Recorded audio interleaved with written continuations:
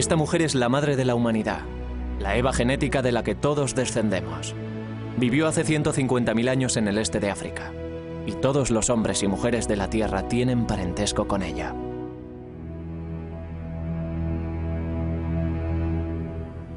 Sus hijas y sus nietas sacarían a los humanos modernos de África para que poblaran el resto del mundo.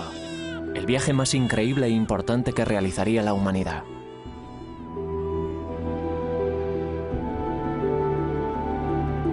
Las huellas genéticas nos proporcionan por primera vez un mapa del itinerario de nuestro viaje. Con él, podemos seguir a las familias de nuestra Eva mientras viajan por un mundo vacío, superan dificultades, se separan y toman caminos distintos para descubrir nuevas tierras. Nos dicen por primera vez quiénes somos y de dónde procedemos. Las preguntas más profundas y que más han inquietado a la humanidad, desde que levantamos la cabeza y miramos a las estrellas.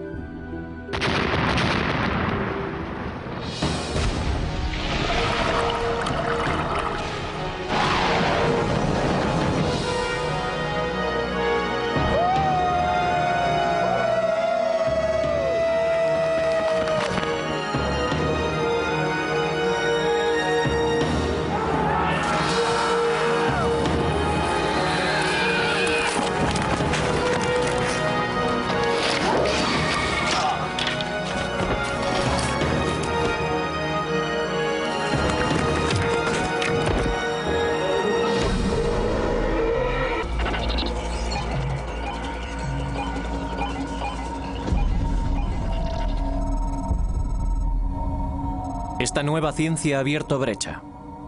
Todos podemos ahora seguir nuestro rastro a través de esta increíble historia. Les hemos tomado muestras a estas personas de Chicago. Nuestras pruebas genéticas les mostrarán cómo viajaron sus antepasados por el mundo para llegar a este destino.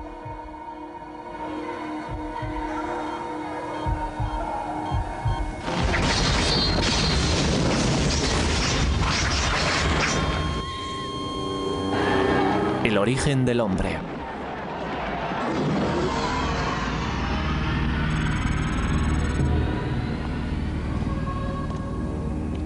Hace 150.000 años el mundo estaba sumido en una era glaciar.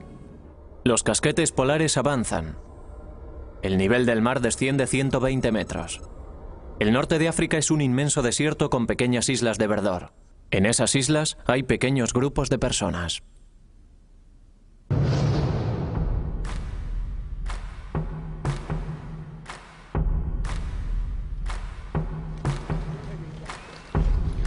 Son los primeros humanos modernos, reconociblemente parecidos a nosotros en físico, intelecto y habilidades. Somos las mismas personas que ellos fueron. El cerebro que empezó a trabajar las primeras herramientas de piedra también nos llevó al espacio.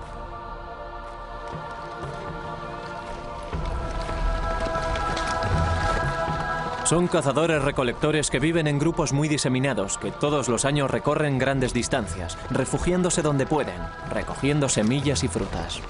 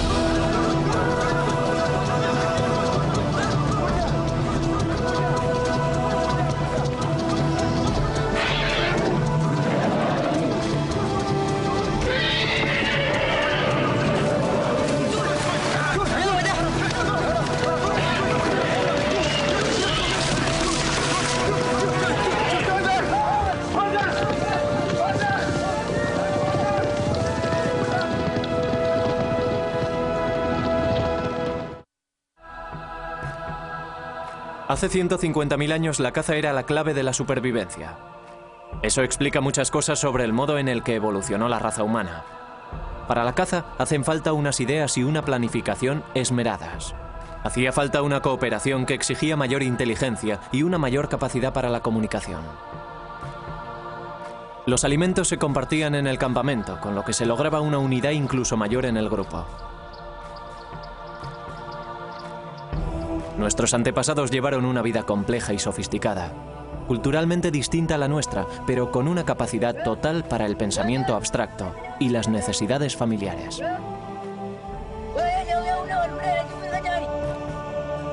Las huellas genéticas están empezando a revelar más secretos de lo que jamás creímos posible. En solo 7000 generaciones los humanos modernos salieron de África y penetraron en todos los rincones del mundo. Y a través del ininterrumpido hilo genético que nos une a nuestro pasado, podemos comenzar a comprender por qué sucedió.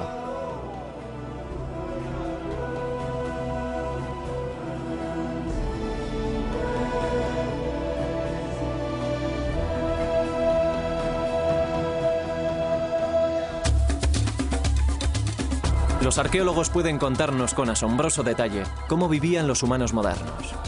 Diseñaban las herramientas con esmero, comprendían las estaciones y sabían cuándo volvería la caza. Almacenaban materias primas para utilizarlas posteriormente y trataban con todos los grupos que había a cientos de kilómetros de distancia. Entendían claramente el concepto de pasado y futuro y enterraban a sus muertos.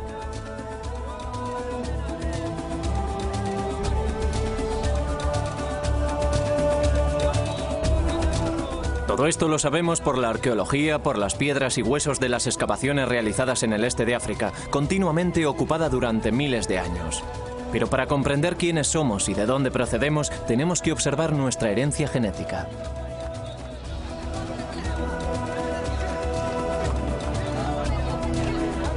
La Eva genética. La mujer de la que todos descendemos no era la única mujer viva en aquella época, ni siquiera la más fértil, sino que sus genes mitocondriales fueron los que más éxito tuvieron y los únicos que sobrevivieron. Todos los seres humanos vivos en la actualidad podemos seguir el rastro de un linaje común ancestral hasta esta mujer a través de una parte singular de nuestro ADN, el ADN mitocondrial. El ADN, el ferroprusiato de la vida, es nuestro código molecular propio y nos define de un modo inmanente a todos y cada uno de nosotros. Las mitocondrias son diminutas estructuras que se encuentran en el interior de casi todas las células humanas. Son distintas al ADN cromosómico normal, que dicta nuestra estatura o el color de nuestros ojos. Los hombres las heredamos de nuestras madres, pero no se las podemos pasar a nuestros descendientes. En las mujeres pasan de madres a hijas a través de interminables generaciones, casi sin cambio alguno. Y así es como podemos seguir el rastro hasta nuestra Eva genética y sus hijas. Así que, escrito en su interior, está la historia de las mujeres del mundo y, por lo tanto, de la raza humana. La profesora Rebecca Kahn fue la científica pionera que descubrió esta importantísima pista. Empecé a trabajar en el ADN mitocondrial humano para poder obtener una perspectiva objetiva que me ayudara a comprender y a ayudar a otras personas a comprender el parentesco existente entre los seres humanos de todo el mundo. Con esta nueva ciencia podía lograrlo. En alguna parte del ADN mitocondrial ocurren siempre mutaciones inofensivas que dejan marcas diminutas de todos los cambios. Estas marcas son como códigos de barras y pueden leerse del mismo modo. Kahn y su equipo descubrieron que los cambios se suceden a un ritmo bastante constante. Descubrieron que los grupos con las marcas más antiguas eran los africanos que vivían en el interior de África y se preguntaron si podían ser los pueblos más antiguos del mundo. La verdad es que me emocioné mucho cuando empecé a descubrir pruebas porque en realidad resultaron ser lo contrario a lo que yo intuía. Tomé imágenes radiográficas de 20 europeos y de 20 afroamericanos. Y en todos los afroamericanos se observaban diferencias. En cambio, los europeos eran todos iguales. Pensé que había etiquetado mal algo o que había cometido algún drástico error. Así que seguimos repitiendo las cosas una y otra vez. Al conseguir más muestras de distintas zonas, me di cuenta de que sobre todo había una diferencia en la norma y de que todo este nuevo tipo de pruebas basadas en la mitocondria iba a cambiar nuestro modo de pensar en los humanos modernos. En 1987, Khan y sus colegas publicaron un trabajo que indicaba por primera vez que las marcas se remontaban a África, demostrando claramente que era el lugar de nacimiento de la raza humana.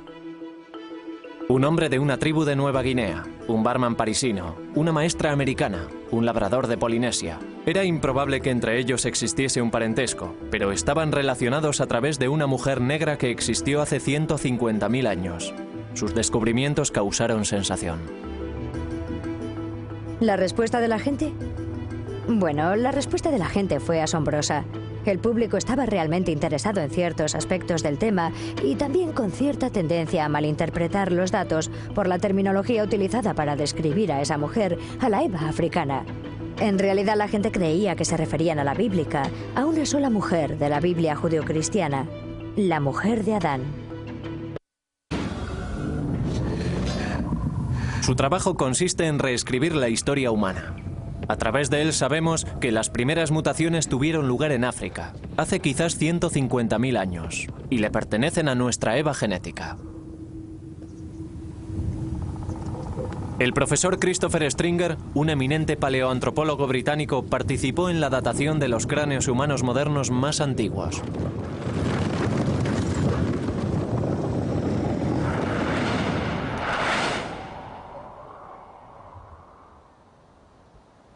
Este cráneo es lo máximo que nos podemos aproximar al aspecto de la cara de la Eva mitocondrial. Es un cráneo muy completo, encontrado en los sedimentos de una cueva que tiene una datación de 120.000 años de antigüedad. Y aquí podemos ver que es de un humano moderno. El cráneo tiene una bóveda alta y redondeada y la cara está por debajo de la bóveda craneal. Y este es el aspecto que tenía. Utilizando técnicas forenses de reconstrucción, se le añadió músculo y carne al cráneo para que nos proporcionase el primer vistazo al aspecto que posiblemente tuviera nuestra madre genética hace 150.000 años. Esto es lo que más nos podemos acercar. Pero ¿de dónde procedía esta Eva mitocondrial? ¿Quiénes eran sus antepasados? Hace 3,5 millones de años surgió un primer linaje de homínidos que lentamente evolucionó hasta llegar a nosotros, los humanos modernos. Pero genéticamente no podemos retroceder más que hasta Eva. Todos los linajes genéticos ancestrales se extinguieron. Nuestro árbol genealógico moderno comienza con ella.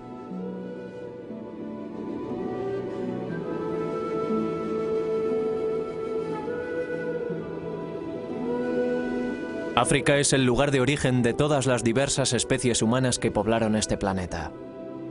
Este inmenso y aislado laboratorio natural moldeó a los humanos durante una infinidad de ciclos en los que se alternaban desierto y vegetación. Y son los registros climáticos los que nos dan la pista siguiente.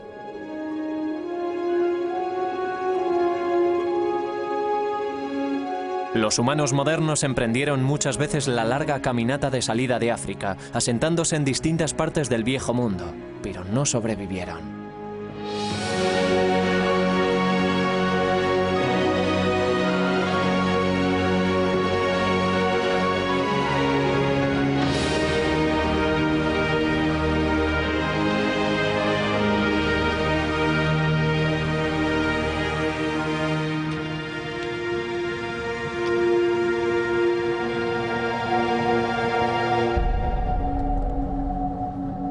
Creo que en realidad la gente se fue de África por motivos bastante naturales. Se iban en busca de comida, en busca de recursos, en busca de tierras. No iban en busca de nuevos continentes. Al final sí lo hicieron, pero al principio era solo el proceso natural de moverse y seguir. Quizás a manadas de animales o tal vez fueran los cambios climáticos los que causaron las migraciones del norte de África hacia las regiones colindantes.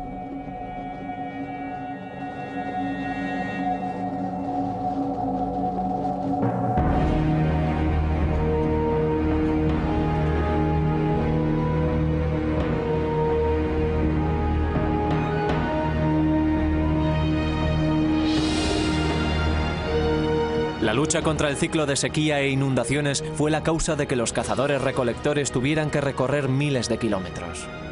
Este grupo, siguiendo a la caza hacia el norte, llegó a Egipto y se adentró en Israel.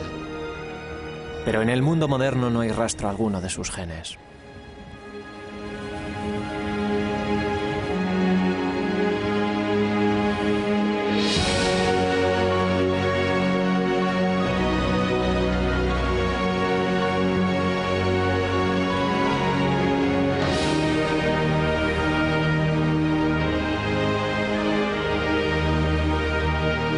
Los registros climáticos indican un breve pero devastador congelamiento global en el período en el que Oriente Próximo se convirtió en un inclemente desierto. Atrapados en el cuadrante norte del Sáhara, no tenían posibilidad alguna de dar vuelta atrás y muy pocos sitios en los que refugiarse.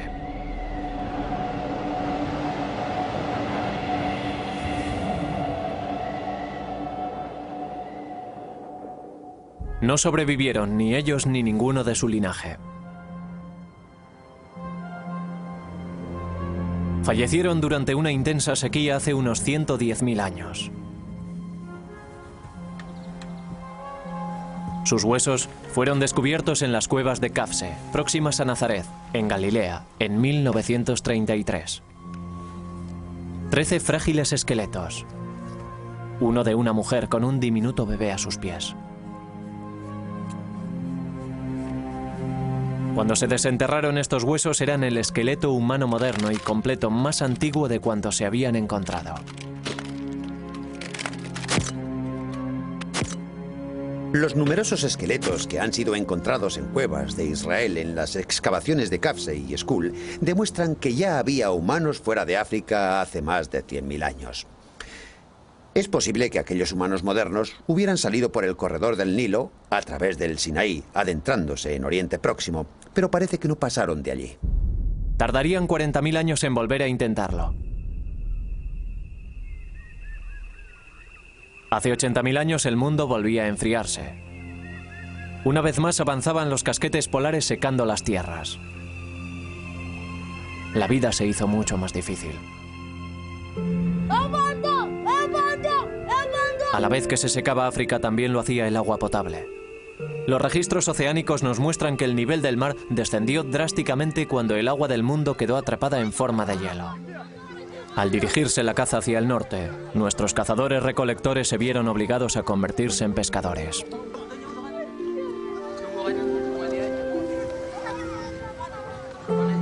Esta es nuestra Eva, nuestra nueva familia. Descendientes directos de las hijas de la Eva genética original de hace 150.000 años. Ahora viven en la costa. Sobreviven con lo que cosechan del mar. Los guerreros han vuelto sin comida y tienen que enfrentarse a los ancianos.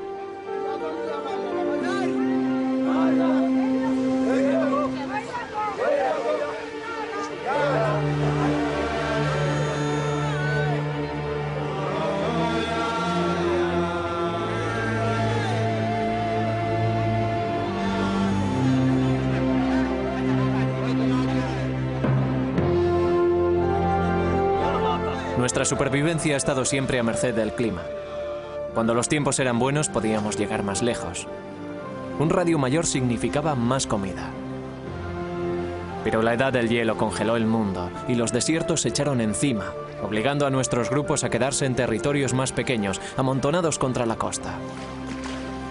Su dieta consistía en pescado, vieiras, ostras y almejas, pero el Mar Rojo se hizo mucho más salado, resultando así mucho más difíciles la pesca y el marisqueo.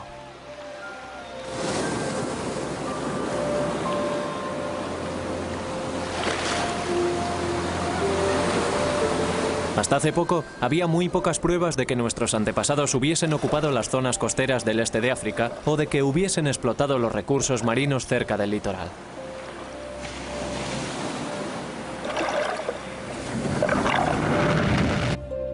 Este es Sifi Bergey, un geólogo. En 1999 formó parte de una expedición internacional que buscaba pruebas de la ocupación de Eritrea por parte de seres humanos modernos. En el Golfo de Zula, en el Mar Rojo, se encontraron con el extraordinario descubrimiento de herramientas de piedra incrustadas en un antiguo arrecife de corales fosilizados. La datación le dio al arrecife 125.000 años de antigüedad. Este es el primer bar de ostras conocido del mundo, con una longitud de 6,5 kilómetros y unos 15 metros por encima del actual nivel del mar. Es la prueba más antigua de marisqueo en cualquier lugar del mundo.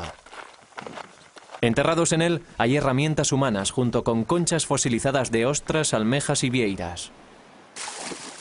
Nos proporciona una prueba clarísima de que nuestros antepasados explotaban el mar.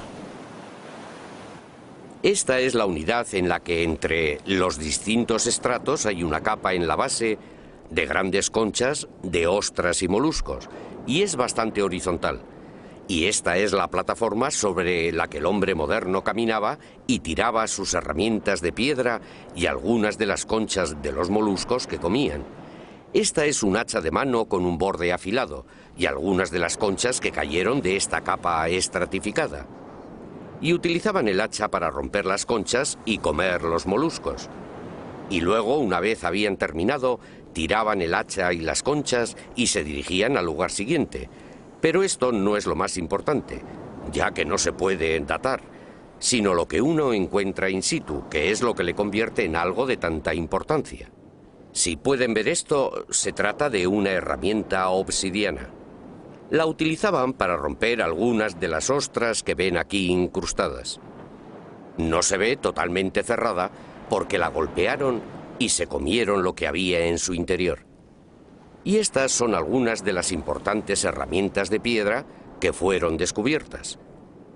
Este es el lugar, el primer lugar del mundo en el que se ha documentado la explotación de los recursos marinos.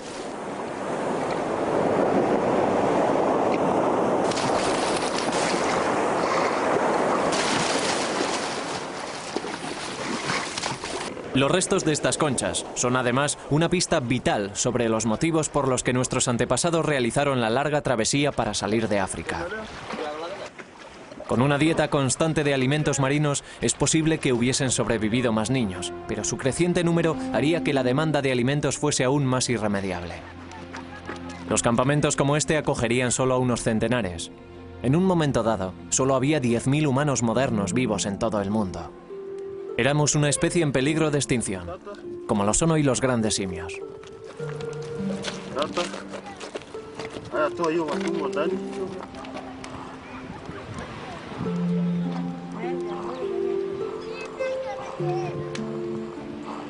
Cuando la pesca y el marisqueo no bastaron ya para alimentarlos, no tuvieron otra alternativa. Para sobrevivir tenían que irse a otro lugar. Al otro lado del Mar Rojo, las lluvias de la estación monzónica regaban las verdes y seductoras colinas de Yemen.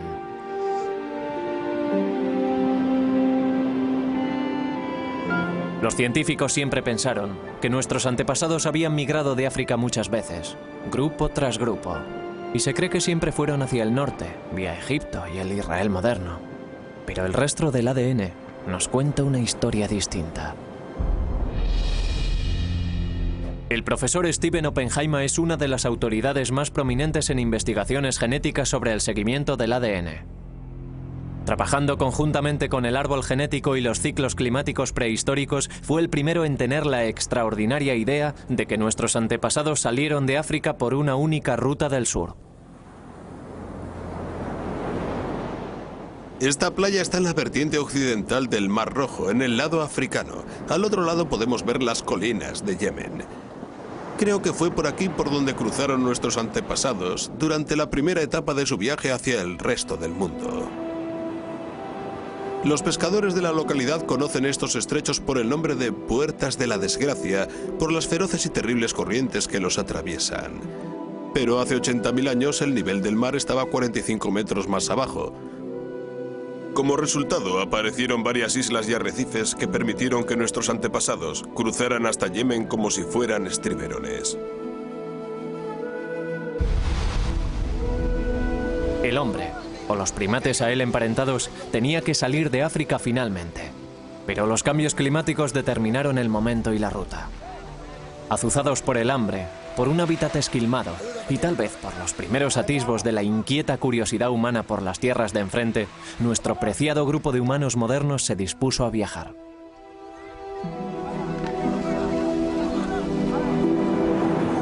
Hay dos rutas de salida de África, por el norte del Mar Rojo a través del Istmo de Suez y adentrándose en Oriente Próximo, y la del sur por las Puertas de la Desgracia, adentrándose en Yemen y siguiendo por la costa sur de Arabia hasta la India. Ambas rutas son posibles. Es posible que para llegar al norte nuestros antepasados tuviesen que cruzar el desierto del Sáhara, y en aquellos tiempos era todavía más seco que en la actualidad.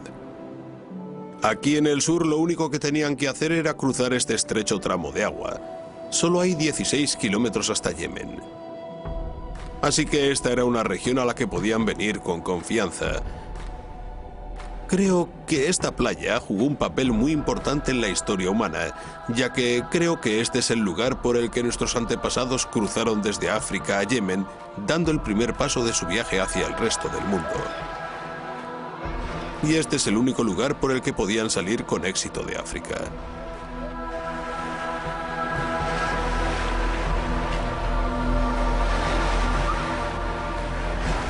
Creo que el viaje más importante jamás realizado por la raza humana comenzó aquí, en esta playa, hace 80.000 años.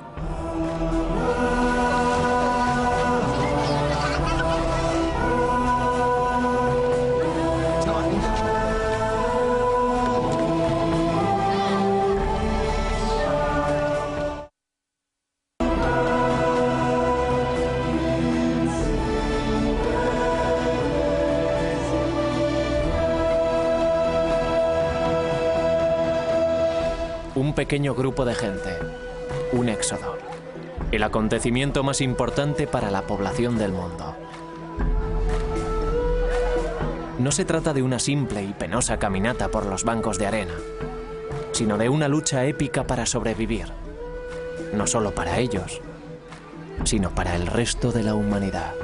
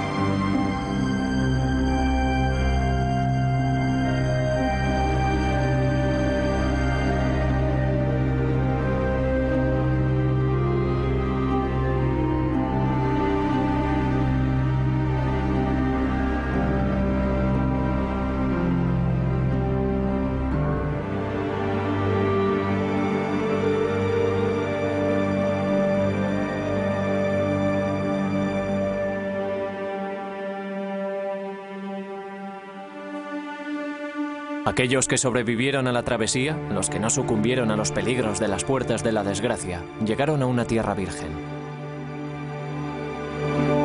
Esta es la nueva frontera situada al principio del resto del mundo.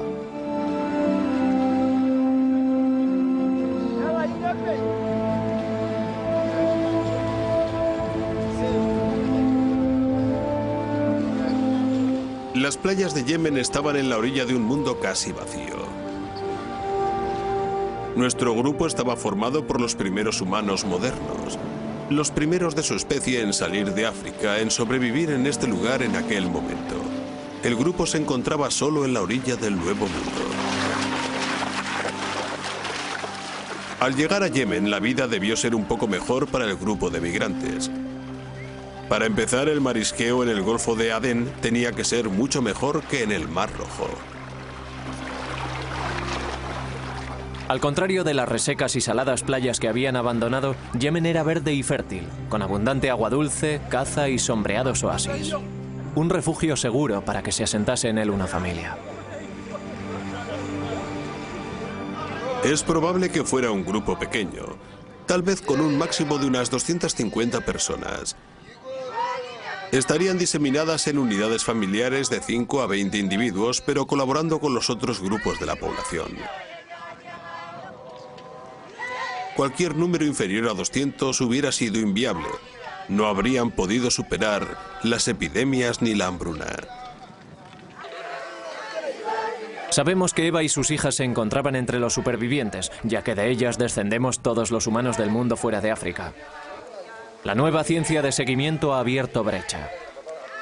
Al utilizar este único e ininterrumpido linaje genético mitocondrial, los científicos construyeron un extenso árbol genealógico señalando las marcas con precisión, organizándolas por períodos y lugares, y en él se ve que una vez fuera de África, nuestros antepasados se dividieron en grupos, yendo algunos en dirección norte y oeste y otros en dirección este y sur.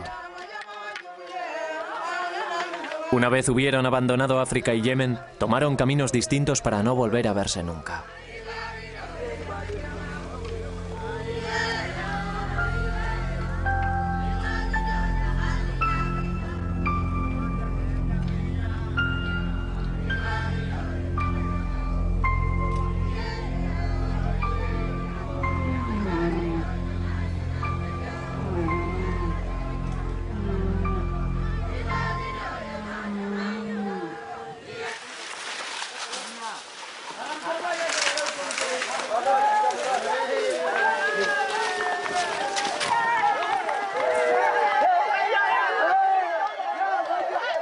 Cuando el grupo llegó aquí, traería una variedad de linajes africanos.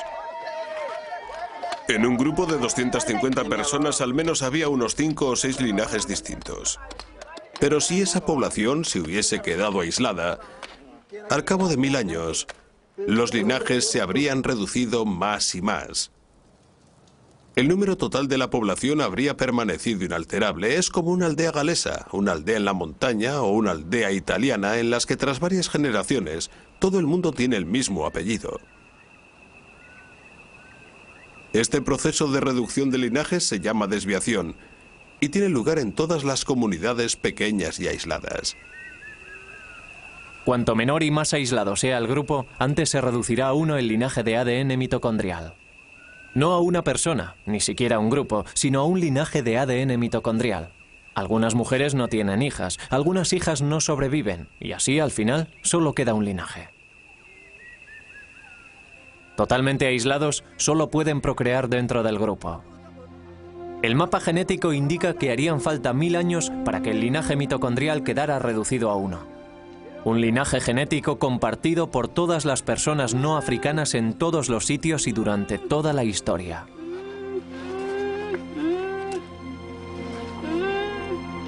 Un único linaje que convence a Stephen Oppenheimer que está en lo cierto sobre nuestra ascendencia africana.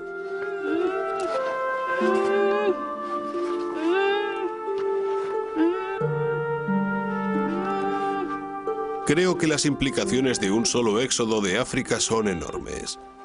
Para empezar está la simple observación de que australianos, papúes, nativos del sudeste de Asia, chinos, nativos americanos, europeos e indios descienden todos del mismo pequeño grupo.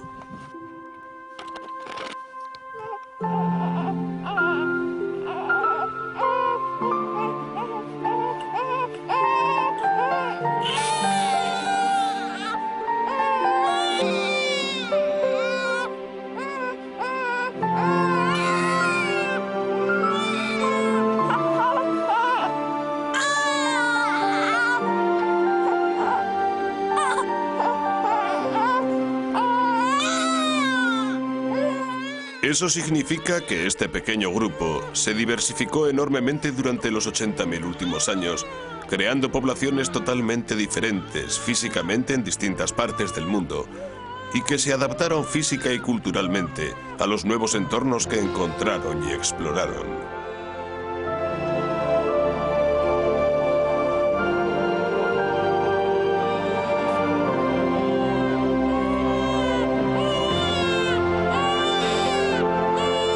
Al salir de África por el Golfo de Adén, las familias se quedaron donde estaban, esperando el próximo cambio climático que les permitiría desplazarse. Sus descendientes serían los pueblos de Oriente Próximo, que se extenderían hacia Europa 40.000 años después, fundando las vibrantes y cosmopolitas ciudades que hoy conocemos.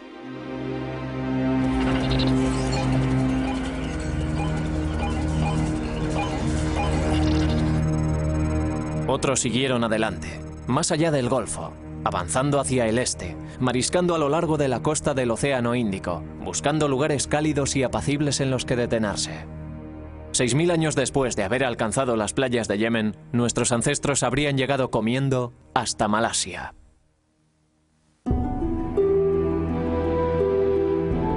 A 10.000 kilómetros de África, nuestra familia se encuentra en las profundidades de las selvas lluviosas del sudeste asiático. Estos son los descendientes de Eva, cazando en las junglas de Malasia, deambulando en pequeñas bandas, quedándose en un lugar el tiempo suficiente para recolectar la cosecha silvestre y después seguir adelante. Sus cuerpos empiezan a adaptarse a las condiciones de las selvas lluviosas. Al alejarse del ardiente sol africano, su piel se vuelve más clara y su estatura se reduce por la falta de carne. Al igual que los cazadores-recolectores de las junglas de hoy en día, se alimentan de pescado, ratas, ardillas y lagartos, de la caza que hay en la bóveda vegetal y de frutas y raíces. Se disfrazan y se camuflan para armonizar con el follaje e imitan gritos de animales para engañar a sus presas.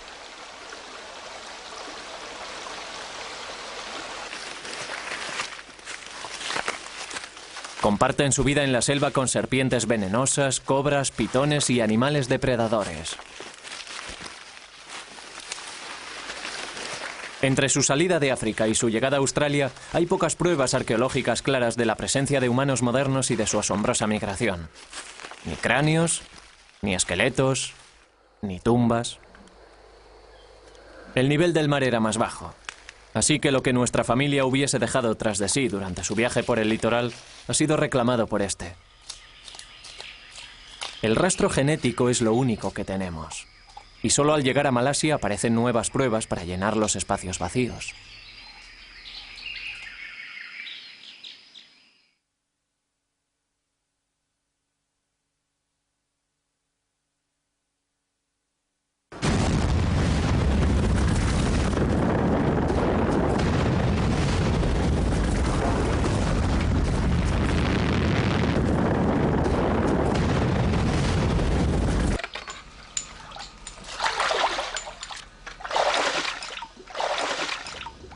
La gran erupción de Toba, que tuvo lugar en Sumatra hace 74.000 años, fue la mayor explosión de los 2 últimos millones de años.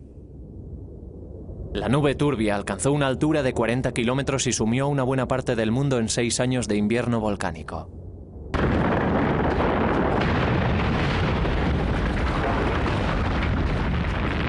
El norte de Malasia, India y Oriente Próximo fueron cubiertos por un mortífero sudario de espesa ceniza volcánica.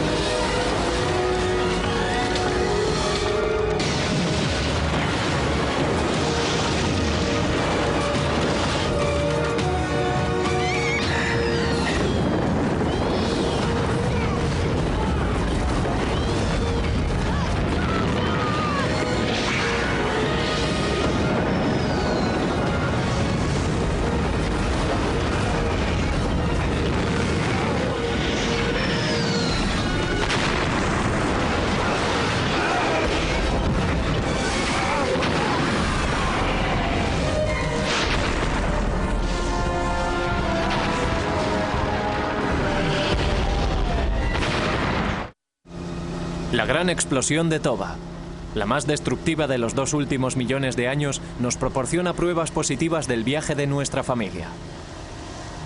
Este es el pueblo Semang, tímidos cazadores-recolectores de las junglas del interior de la península de los lagos. De un color mucho más oscuro que los demás pueblos de Malasia que los rodean, forman parte del grupo Orang Asli. Stephen Oppenheimer cree que pueden ser el remanente que ha sobrevivido de la familia que salió de África y pasó por aquí hace 74.000 años. Si nuestros antepasados pasaron por aquí durante su recorrido desde África a Australia y a Nueva Guinea, es probable que dejaran un rastro genético. Y sabemos por estudios anteriores que el Orang Asli, como grupo de tribus de la península de Malaya o Malasia, se encuentra entre los pueblos más antiguos de esta región. Y es probable que el pueblo Semang sea el más antiguo de todos. Stephen Oppenheimer ha venido a esta remota aldea Semang para recoger muestras de ADN, con la esperanza de que ellas confirmen su teoría. Nama Farida. Si mi teoría es correcta sobre que salieron de África hace 80.000 años, habrían tenido que recorrer 10.000 kilómetros para llegar aquí en 6.000 años para poder estar en el momento de la gran explosión de Toba. Lo que significa 1.600 metros al año, algo muy factible para su tipo de vida nómada avanzando a lo largo de la costa.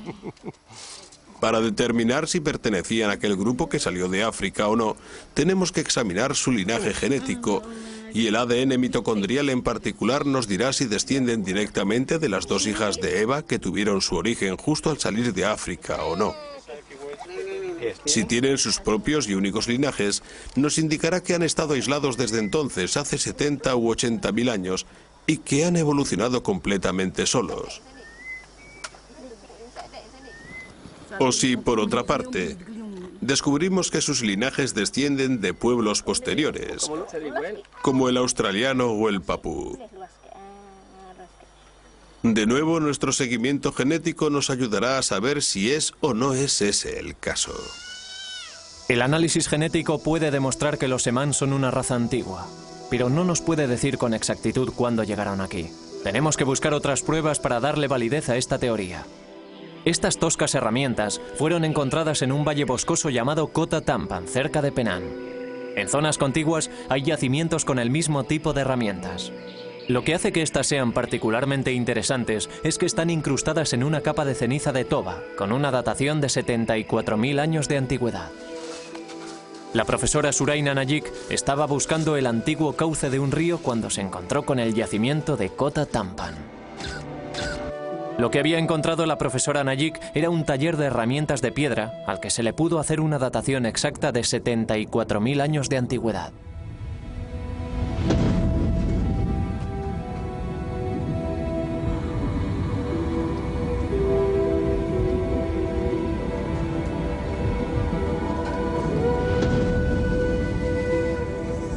La ceniza cubría la superficie de trabajo. Tenía una datación de 74.000 años de antigüedad.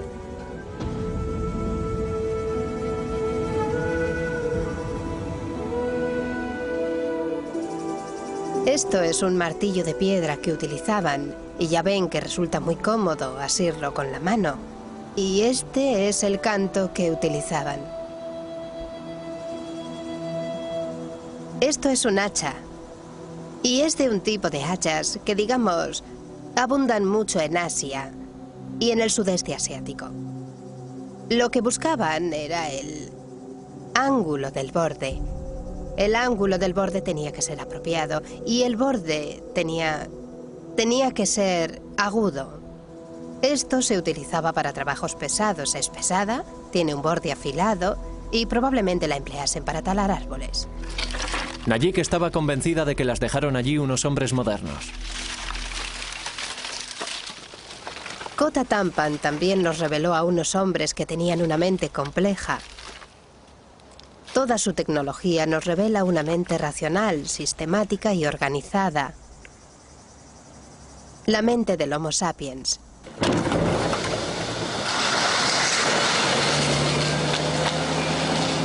Las herramientas de Kota Tampan son cruciales para la datación de la presencia del hombre moderno en el sudeste asiático. Son la primera prueba tangible que tenemos de todo el viaje desde África a Australia. Combinándola con los análisis genéticos de Stephen Oppenheimer, pueden ser una prueba real de nuestra antigua migración. Ya que encontró la prueba que necesita.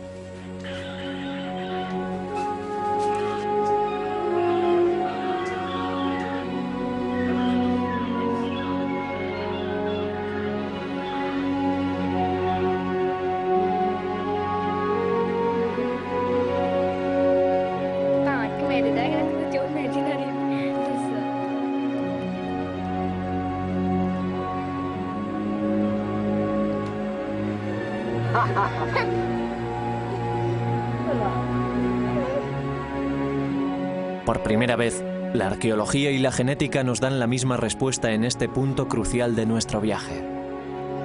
Ahora podemos estar seguros de que nuestros ancestros pasaron por aquí hace 74.000 años.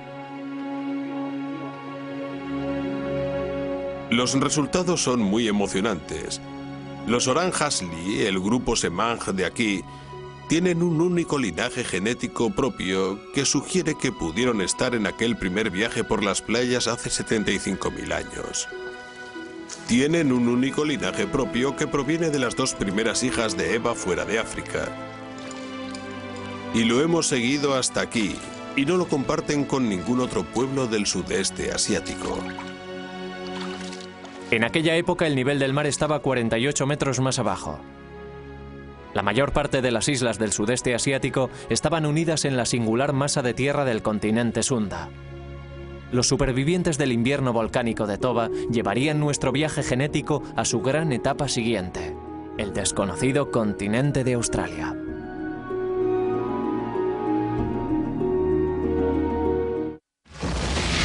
...160 kilómetros de aguas infestadas de tiburones los separaban de la nueva tierra.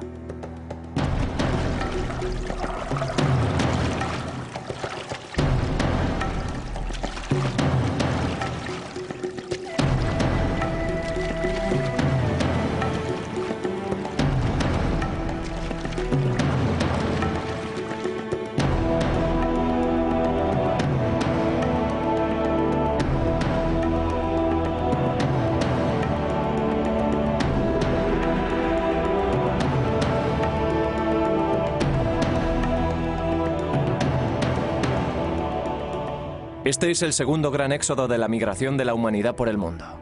Pero esta vez no estaban las verdes colinas de Yemen para proporcionarles la comodidad de una llegada segura.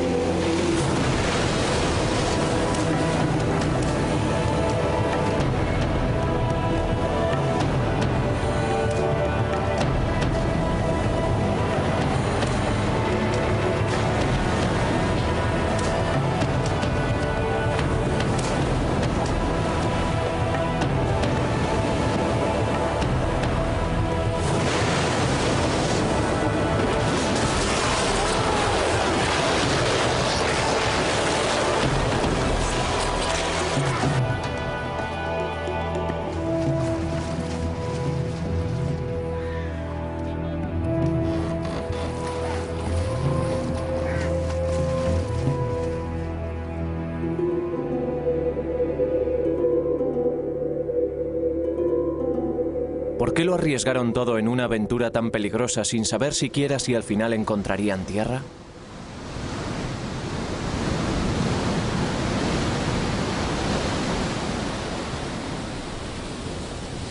Algunos científicos creen que el viento los llevó a la deriva y llegaron accidentalmente a la costa desconocida. Pero nuevas pistas aportadas por las pruebas genéticas dicen que no. Demuestran que los aborígenes australianos tienen varios linajes genéticos únicos que los emparentan directamente con las primeras hijas de la Eva que salieron de África.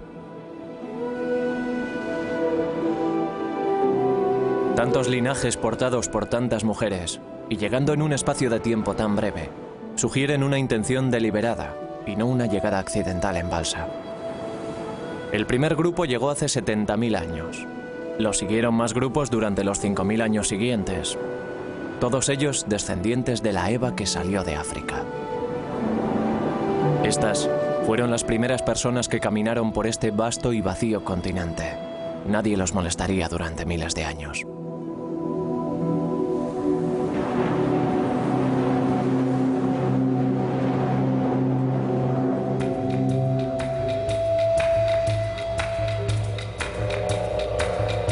La Australia en la que se adentraron era el hogar de animales gigantescos, megafauna.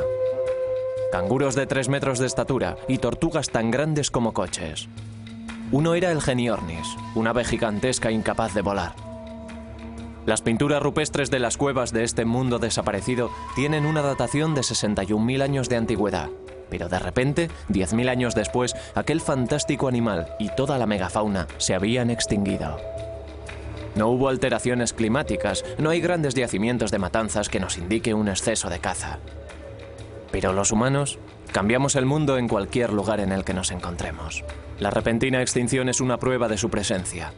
Parece probable que nuestros antepasados destruyeran el ojoso hábitat con fuego, y los animales de tamaño mayor que se alimentaban de plantas simplemente murieron.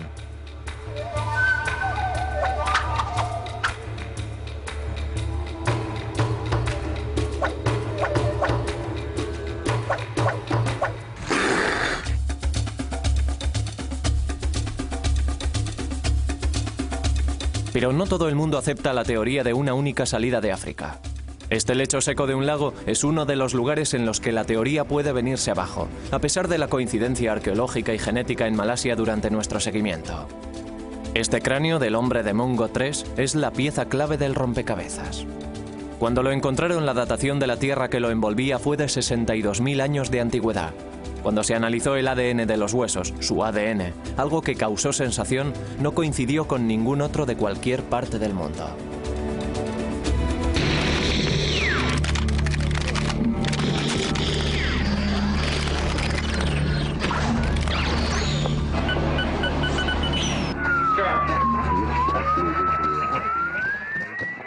Para aquellos que no creen en la teoría de la salida de África, esto parece probar que los humanos modernos evolucionaron en épocas diferentes en distintas partes del mundo, hasta llegar a ser las personas que hoy somos.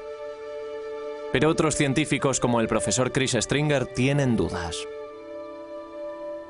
La extracción del ADN es muy problemática, sobre todo en un esqueleto de 60.000 años de antigüedad. En primer lugar, es posible que el ADN recogido sea contaminación. No estamos seguros de ello, pero aunque se trate de un ADN genuino, otros análisis han demostrado que puede haber derivado de un ancestro africano, igual que todos nosotros. Así que, en mi opinión, las pruebas de Mungo, de los huesos y el ADN siguen apoyando el reciente origen africano de nuestra especie. Los aborígenes australianos son un pueblo antiguo, pero ya no se parecen a sus antepasados que llegaron hace tantos miles de años. Sus cuerpos se han adaptado, reteniendo algunas de las características necesarias para sobrevivir como cazadores-recolectores en el duro entorno del desierto. Bajo la piel, somos todos muy parecidos. Nuestro ADN muestra que descendemos de una combinación genética muy pequeña.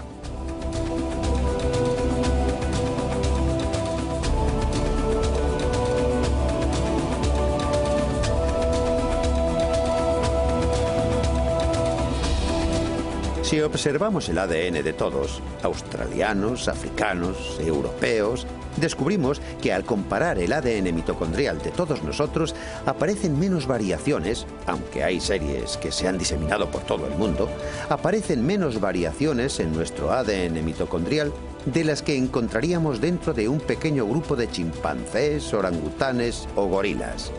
En esos simios aparecen más variaciones, incluso en grupos pequeños, que en toda la raza humana.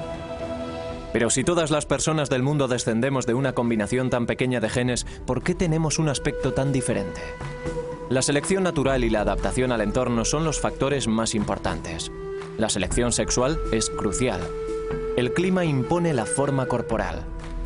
Cuanto más frío sea el entorno, más bajos y rechonchos nos volvemos para mantener el calor. La estatura varía en proporción a la dieta. Los asiáticos se volvieron más bajos cuando el arroz se convirtió en su alimento principal en sustitución a la carne. Y ahora que la carne vuelve a su dieta, su estatura vuelve a aumentar. Nadie sabe por qué los asiáticos tienen pliegues epicántricos en los párpados. ¿Pueden haberse desarrollado como protección contra el frío? O quizás sea ese el tipo. Los tienen la mayoría de los fetos. El color es la diferencia más obvia e impactante. Eso también forma parte de nuestra herencia genética. Mila Jablonski, una eminente científica que observa la evolución del color de la piel, estaba trabajando en la importancia del ácido fólico en el desarrollo fetal, cuando se encontró, por casualidad, con la respuesta. Comencé mis investigaciones en la evolución del color de la piel tras preparar una disertación para una clase hace más de 10 años. Fue muy interesante. Durante los preparativos para la clase me di cuenta de que se sabía muy poco sobre la evolución del color de la piel y que lo poco que se sabía no era muy convincente. Mientras preparaba aquella disertación, descubrí un interesante documento que indicaba que existía una importante e interesante relación entre las radiaciones ultravioleta y una biomolécula muy importante llamada folate. El ácido fólico es crucial para el desarrollo embrionario y el exceso de radiación ultravioleta del sol lo destruye. Por lo que nuestros antepasados del África tropical tenían que ser oscuros para propiciar su supervivencia, pero la falta de radiación ultravioleta impide la formación de la vitamina D, lo que causa raquitis y puede ser mortal. Así que cuando migraron hacia el sombrío norte, tuvieron que volverse más pálidos para sobrevivir. Mila ha descubierto una sencilla ecuación evolucionista. Si observamos la pigmentación de la piel entre los pueblos indígenas actuales, vemos que hay gente muy oscura en las regiones ecuatoriales de alta exposición al sol y gente significativamente más clara según avanzamos hacia los polos. Y resulta que la melanina, la protección natural contra el sol, es un filtro fenomenal para las radiaciones ultravioleta. En cierto modo es demasiado bueno. Y para que podamos fabricar suficiente vitamina D en la piel, tenemos que reducir la cantidad de melanina existente en ella. Y por ello lo que vemos en el curso de la historia de nuestra especie, al pasar de zonas de alta radiación ultravioleta a zonas de baja radiación ultravioleta, es que nuestra piel ha perdido pigmentación paulatinamente.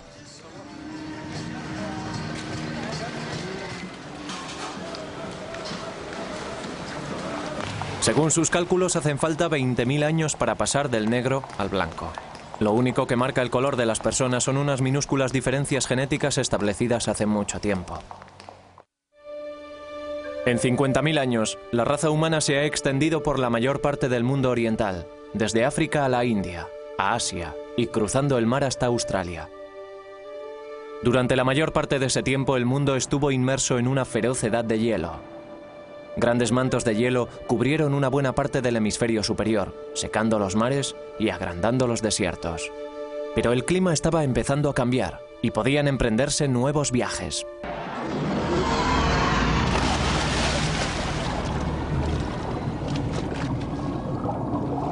Durante la épica migración a lo largo de las playas desde África a Australia, nuestra familia fue dejando tras sí colonias que realizaron nuevos viajes por su cuenta.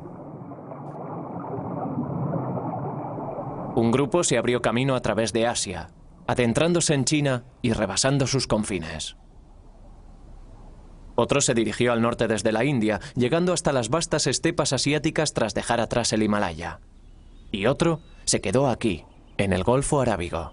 Los grandes lagos de agua dulce permitieron a nuestras familias procedentes de África colonizar estas bolsas de abundante vegetación rodeadas por el desierto.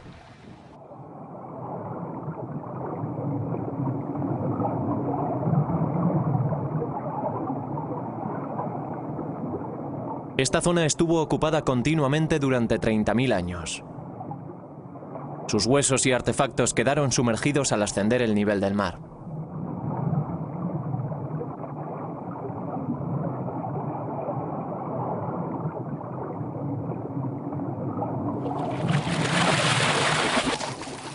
Hace unos 50.000 años y por primera vez, los linajes genéticos comenzaron a extenderse hacia el norte adentrándose en Europa.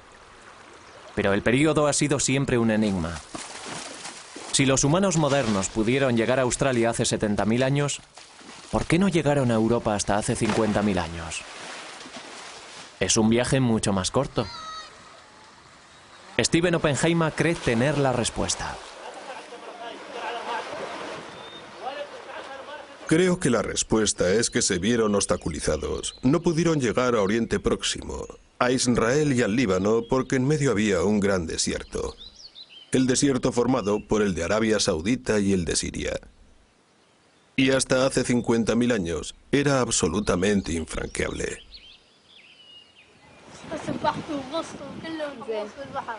El clima era tan árido que la zona fértil, la ruta desde el Golfo hasta el Líbano, Israel y Europa, estaba cerrada.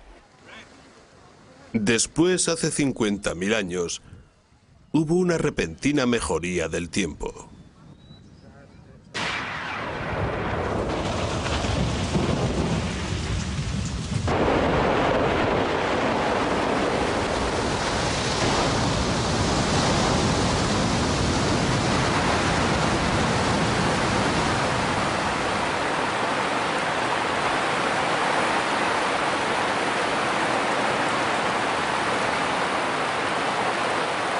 Después de siglos en los que predominó el desierto, llegaron las lluvias. Las lluvias monzónicas arrecieron en Arabia y en la India, y la zona fértil fue en aumento. Los ríos se llenaron y la caza se encaminó al norte. Nuestras familias y nuestros linajes genéticos fueron tras ella.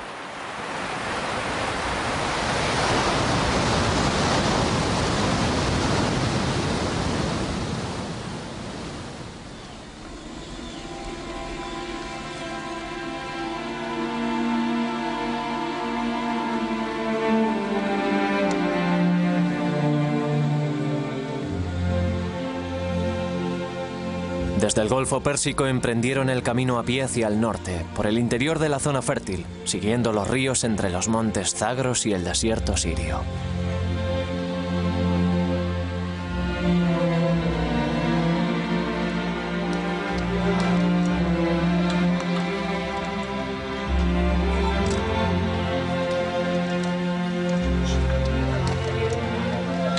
La idea de que los europeos llegaron por el norte de África está muy firmemente afincada, pero las pruebas de Stephen Oppenheimer no la apoyan.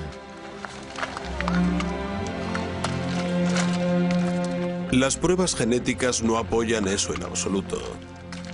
No hay prueba alguna de que las primeras ramas, de hecho en la región europea, solo se encuentra una de las ramas principales que pueblan el mundo.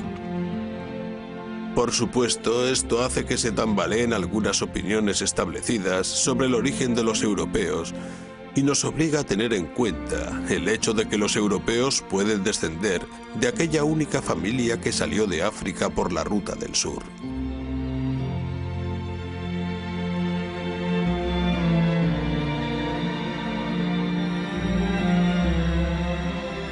Esta nueva prueba genética reescribirá la prehistoria europea.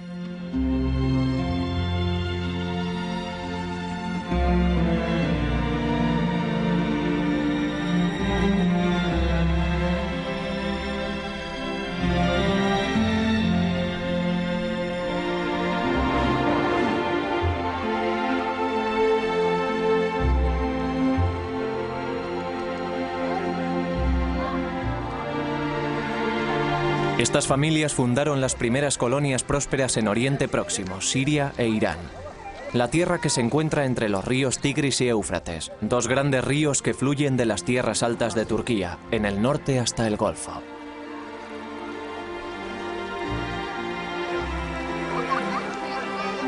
Aquí, aprenderían posteriormente a cultivar la tierra y a domesticar a los animales, convirtiéndose así en los primeros agricultores. Los ríos les proporcionaban agua para regar las cosechas. Había abundancia de peces y cañas para construir casas y embarcaciones. Las palmeras datileras proliferaban.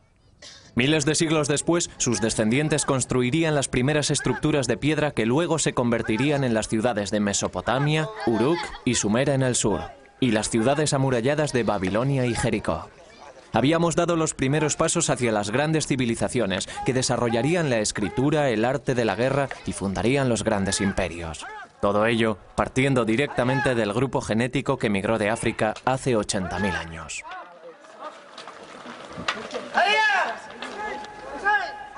Durante este tiempo hubo también una explosión de nueva tecnología. Las herramientas de piedra y las lanzas que manufacturaban los humanos modernos se volvieron incluso más ligeras y efectivas. Los montes Zagros estaban llenos de caza, y la buena caza da estabilidad. Al mismo tiempo comienzan a establecer la ubicación simbólica de campos de enterramiento en lugares sagrados, cuyo valor para la comunidad ayuda a crear y a definir una sensación de territorio duradero.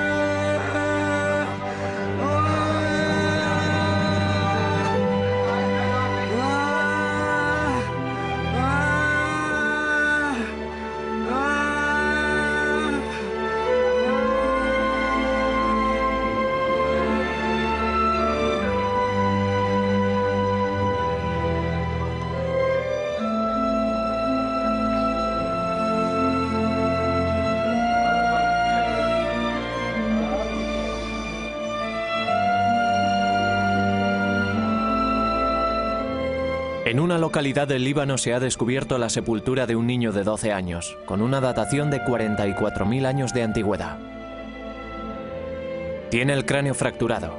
Su cadáver estaba apaciblemente cubierto en el refugio, debajo de la inmensa roca.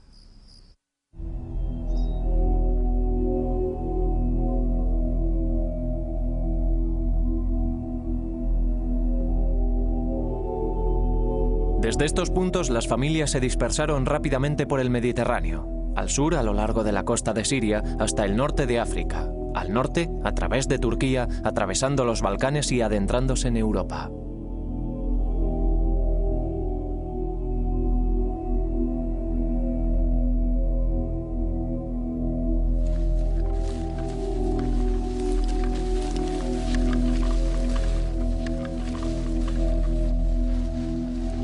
Esta es nuestra nueva familia, descendientes directos de los árabes de las ciénagas del Golfo, penetrando en los desconocidos territorios de Alemania. Pero la tierra en la que se adentran no está vacía. Otros estuvieron allí antes que ellos. Los neandertales han sido dueños de Europa durante más de 250.000 años.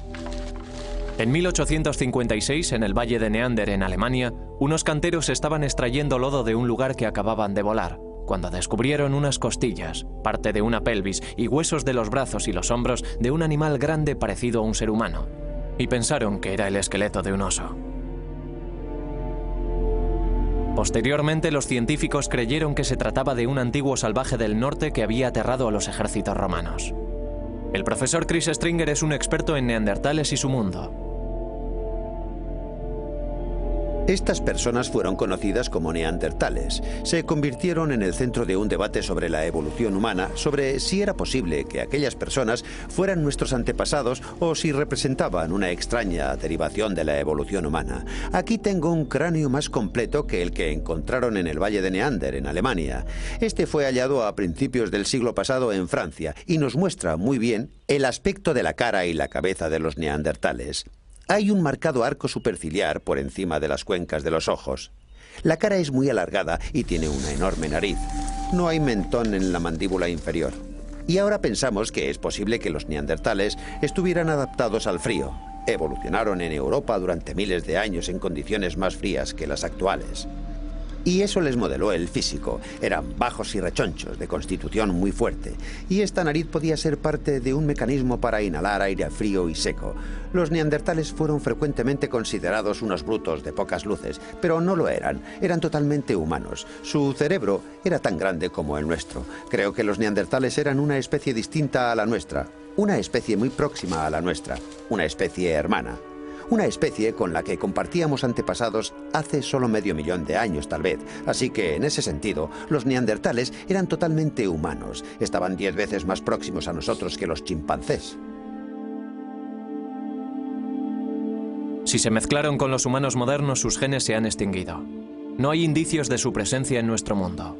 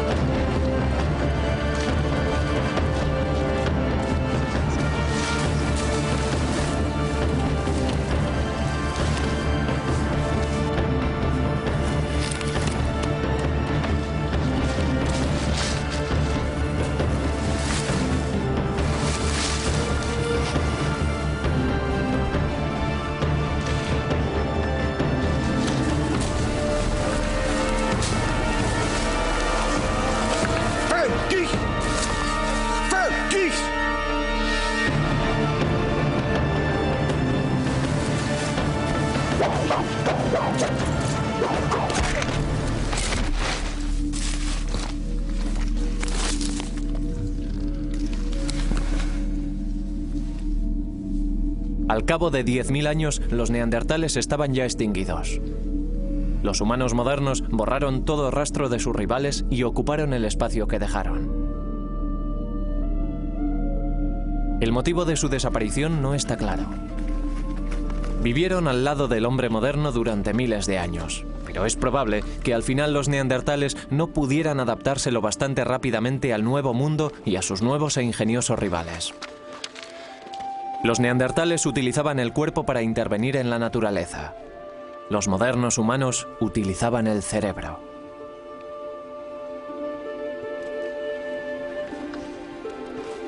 Al espacio vacío acudieron oleadas de humanos modernos, de Oriente Próximo y Rusia, extendiéndose por toda Europa. Los científicos creen que estas oleadas descendían de 4 linajes de ADN mitocondrial, 4 nietas de la Eva que salió de África. Llegaron entre 45.000 y 10.000 años atrás. El europeo más moderno puede seguir su linaje hasta ellos.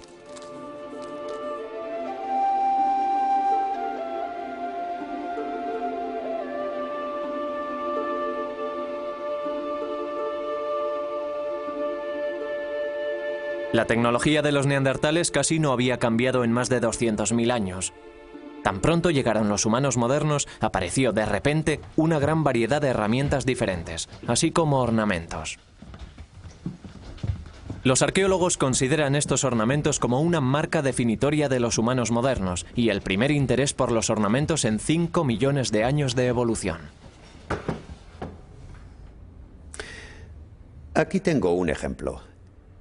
El diente agujereado de un tejón de la cabaña de Ken debió de ser parte de un collar que alguien llevaba. Y aquí un objeto muy extraño. Ni siquiera estamos seguros de lo que es. Puede ser la representación de un búho o un gato. Y aquí una de las estatuillas más famosas de la República Checa, hecha de barro cocido hace unos 27.000 años, de un lugar llamado Donli Stonice. Una hermosa obra de arte. Muchos de estos objetos son puntiagudos en la base, como si hubiesen estado clavados en el suelo. Algunos están cubiertos de ocre y otros están pulidos por haber sido manoseados, quizás durante muchas generaciones. Eran objetos valiosos, muy bien guardados y evidentemente tenían un significado ritual y simbólico para aquella gente. Quizás un significado religioso. Y aquí una de las obras de arte más delicadas. Está tallada en marfil de mamut, un material muy difícil de trabajar. Procede de una excavación en una localidad francesa. Es una hermosa representación de lo que parece ser la cabeza de una mujer, con un peinado muy elaborado o quizá una toca. Se trata de una obra de arte hermosa y delicada. Es muy difícil deducir por estas piezas si se trata de representaciones de personas reales o si están idealizadas de alguna manera para reflejar una especie de belleza ideal. En algunos casos creo que el detalle es suficiente para sugerir que están basadas en personas reales. Otra cosa que encontramos en la llegada de estos humanos modernos a Europa son vestigios de ropa. He aquí una de las pruebas más directas. El hecho de tener aquí una aguja de hueso. Así que estas personas cosían telas, cosían pieles, y hay pruebas de que incluso tejían telas. Se trata de otro nivel de complejidad, que les habría dado mayores posibilidades de adaptación climática, por ejemplo, y por supuesto muchas más oportunidades de expresarse personalmente para que con el tiempo se desarrollaran cosas como la moda. Y esto también lo vemos en el interior de las sepulturas, personas que han sido enterradas con ropas y que en algunos casos están cubiertas con miles de abalorios hechos de marfil de mamut. Y cada uno de esos abalorios representó horas y horas de trabajo, así que aquí tenemos pruebas de una vida verdaderamente rica y compleja que no hallamos en los neandertales. Aquí tengo un mamut grabado en un trozo de colmillo de mamut, procedente de una localidad francesa, y tiene unos 15.000 años de antigüedad. Pero estas personas, estos primeros humanos modernos, los Cro-Magnon, no solo grababan en trozos de huesos y colmillos, también esculpían y tallaban, hacían modelos de arcilla y, por supuesto, pintaban las paredes de sus cuevas, y este arte data de hace al menos 35.000 años. Pintaron una gran variedad de cosas, a menudo los animales que cazaban, en algunos casos animales peligrosos, tales como leones o rinocerontes lanudos. En otros casos, ni siquiera podemos reconocer qué animales son los representados. Los animales parecen ser símbolos mágicos, seres imaginarios, y es posible que parte de este arte se utilizara en ceremonias y rituales de iniciación. Y es posible que una buena parte fuera creado en un estado de trance inducido por los chamanes por medio de su magia.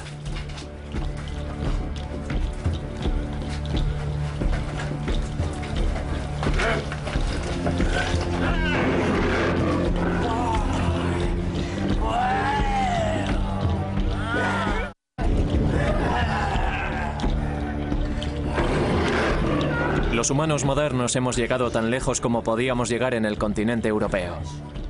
Detrás hemos dejado unas claras huellas genéticas que se remontan al movimiento de la única salida de África hace 80.000 años. El mundo volvía a enfriarse. Al comenzar la nueva edad de hielo, los humanos modernos encontraban un lugar en el que asentarse. A 16.000 kilómetros de distancia al otro lado del globo, y 6.000 años después comenzaría la invasión de un nuevo mundo.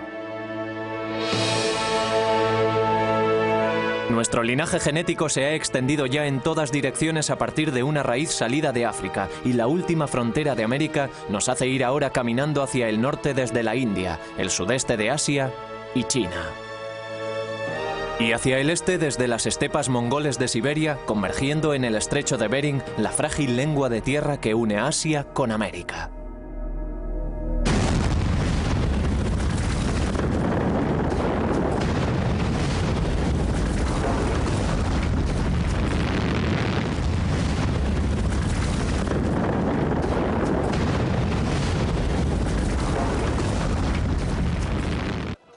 América es un rompecabezas prehistórico.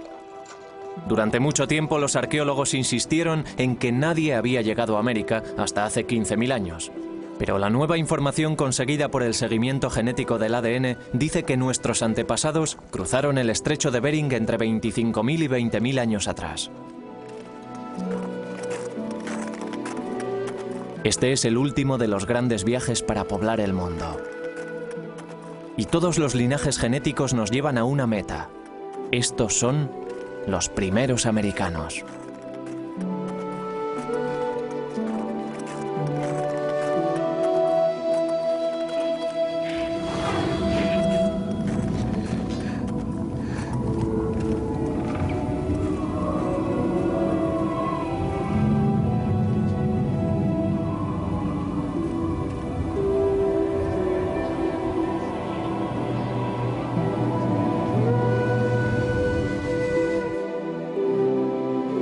Hace 25.000 años el mundo se estaba adentrando en una de las peores edades de hielo que hemos tenido que resistir. En algunos lugares, el hielo tenía un espesor de 5 kilómetros.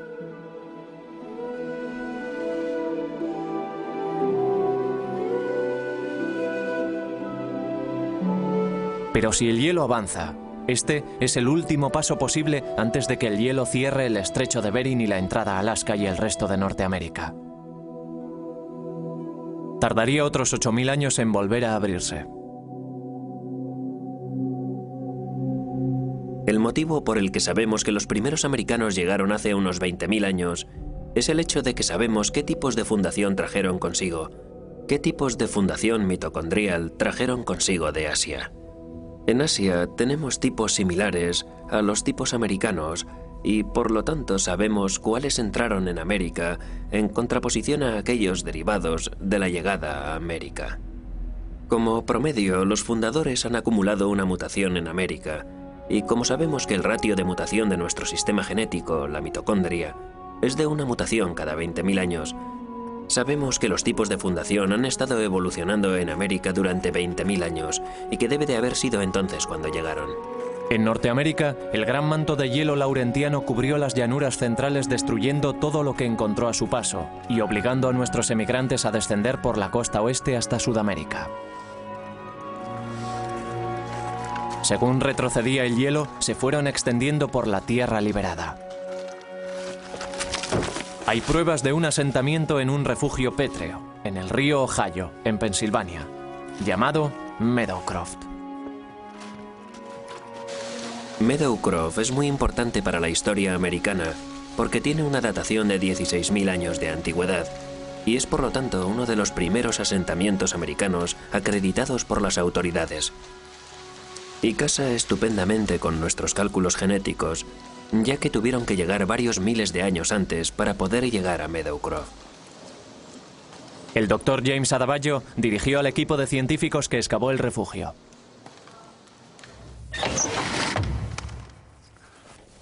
Cuando lo encontramos, asumimos que no contendría ningún material cultural en absoluto. Pero resulta que había una variedad de artefactos y otros indicios de presencia humana varios miles de años antes del periodo máximo calculado para la llegada de seres humanos al Nuevo Mundo. Esparcidos por esta superficie y por otras superficies de ocupación más profundas, en estos hogares y a su alrededor, hay una serie de artefactos entre los más notables, de los cuales se encuentran fragmentos de pedernal como este, y los instrumentos cortantes hechos con el pedernal.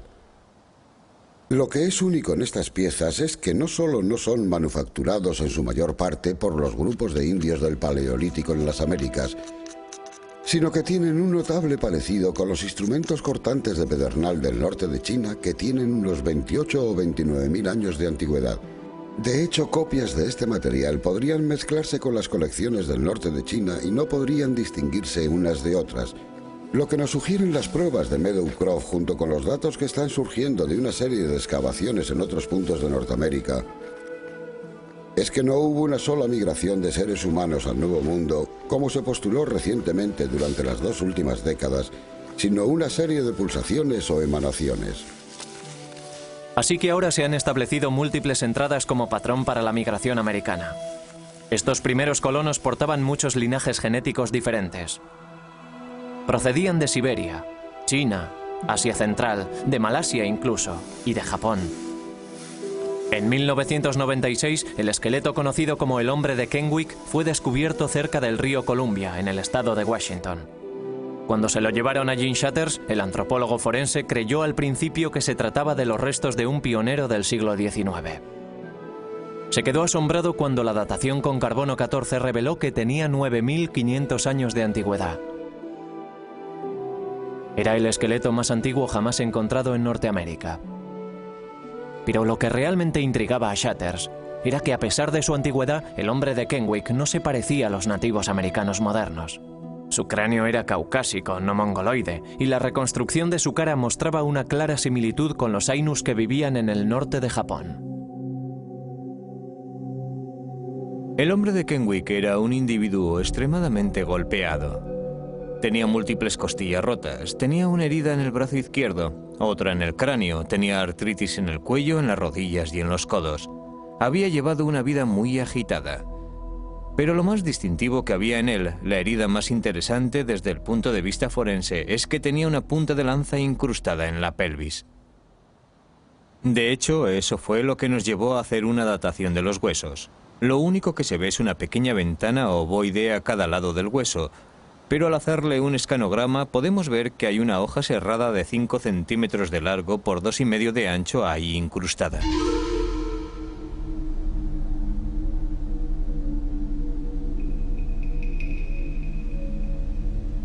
Lo interesante de esta punta de lanza es que es de un estilo que solo vemos tras la muerte de este hombre en el este de Washington. Podemos ver ese estilo descendiendo por la costa de Columbia Británica para terminar en Washington, entre unos 10.000 a 9.000 años atrás, datados con radiocarbono. Las personas que traen esta punta de lanza, que son las que encontramos con este tipo de punta de lanza posteriormente a poca distancia en el tiempo, son muy similares a los indios americanos modernos.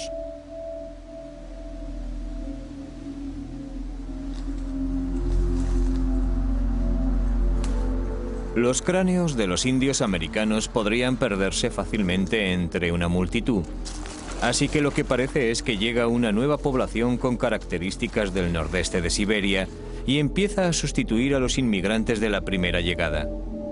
Lo que esto sugiere en un sentido más amplio es que hubo algún tipo de conflicto. ¿Se trataba de un conflicto personal?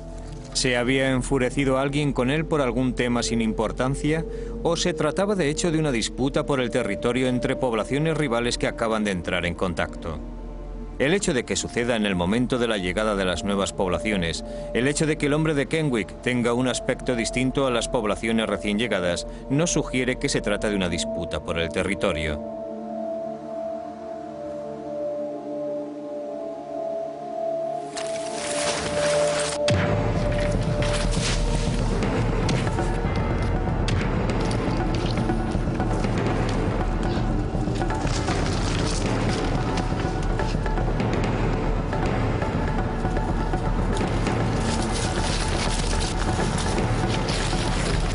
Por el ángulo de entrada, por la velocidad de entrada, está bastante claro que la lanza iba hacia él directamente y que pudo verla llegar.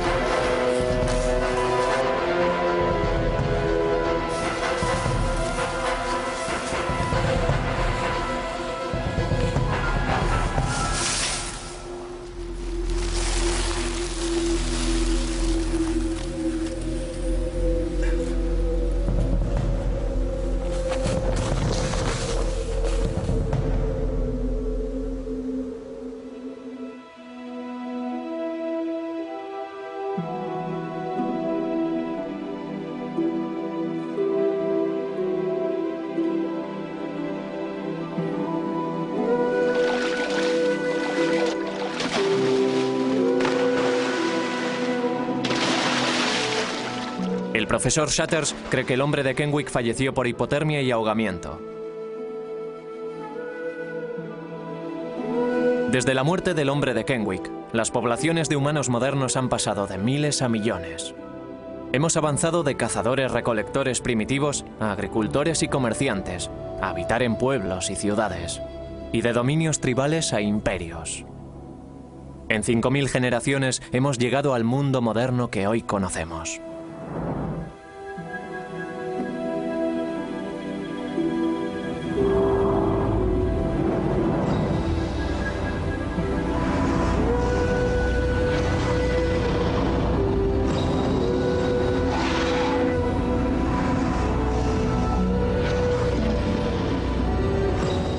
Desde la década de los 80 se han tomado muestras de ADN a miles de personas de todas partes del mundo. Desde Alaska a Nueva Zelanda. Desde los inuit a los islandeses. Analizándolas, los científicos pueden buscar similitudes entre los códigos personales y ver qué pueblos son los más emparentados. Todos los individuos pueden comprobar su ADN mitocondrial y conocer las rutas que sus antepasados siguieron en su viaje alrededor del mundo. Desde África a todos los rincones del mundo.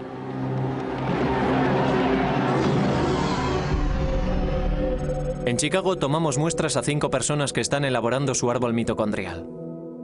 Después de analizar sus muestras de ADN, los científicos descubrieron una extraordinaria conexión entre un griego y un nativo americano. Angela Takis es una griega que llegó de Europa a los Estados Unidos. Leonard Maliterri es un nativo americano, de pura raza Creek. Ambos descienden de la misma pequeña y rara rama de nuestro árbol familiar y comparten un antepasado común de hace 30.000 años, quizás del sur de Siberia. Cuando los humanos modernos poblaban el mundo vacío tras abandonar África, algunos fueron al norte, a la Rusia central. Allí nació una nueva hija que portaba una nueva marca, X. Sus hijos se separaron y algunos fueron al sur, a Europa, y otros al este desde Siberia y hacia América. Takis y Maliterri llegaron a América desde extremos opuestos de la Tierra y se conocen ahora, por primera vez, en Chicago. Es su primera reunión familiar en los 30.000 años de historia evolutiva. Me he quedado atónito. Me parece emocionante que todos descendamos del mismo linaje, ya que así es posible que la gente se olvide de darle tanto énfasis a las diferencias y que hablen de la gente común. Tal vez eso ayude a que las personas sean más tolerantes y también más amables, y quizás eso progrese. Y puede que sea algo más relevante que solo la ciencia. Y puede que tal vez la humanidad en general pueda... Bueno, creo que hoy ya es muy relevante.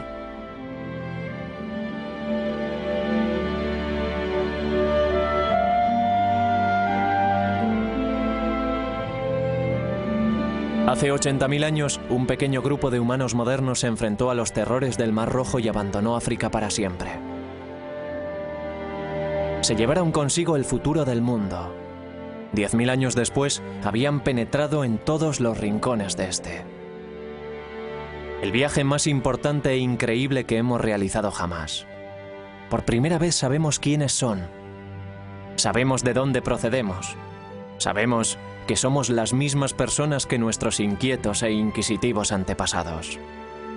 Pero hemos llegado al final de nuestra migración. Nos quedan tierras vacías a las que acudir.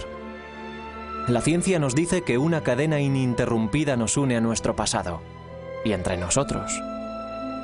Todos compartimos la misma herencia genética de nuestra antepasada Eva. Quizás sea ese el mensaje más importante que debamos llevar al futuro.